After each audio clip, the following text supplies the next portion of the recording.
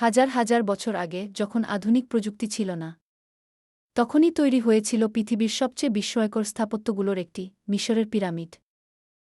সবচেয়ে বিখ্যাত হল গ্রেট পিরামিড অফ জিজা, যা তৈরি হয়েছিল ফারাও খুফুয়ের সমাধি হিসেবে প্রায় ৫০০ বছর আগে।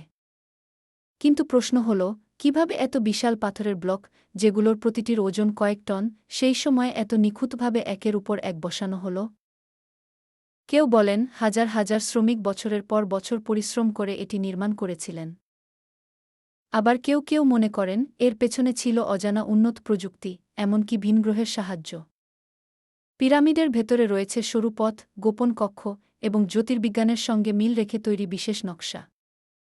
আশ্চর্যের বিষয়, পিরামিডের ৪টি দিক প্রায় নিখুঁতভাবে উত্তর, দক্ষিণ, পূর্ব ও পশ্চিমের সঙ্গে সামঞ্জস্যপূর্ণ।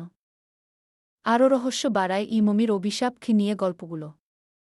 অনেকেই বিশ্বাস করেন ফারাওদের সমাধি বিরক্ত করলে নেমে আসে অমঙ্গল, যদিও বিজ্ঞানীরা এসবকে কুসংস্কার বলেই মনে করেন।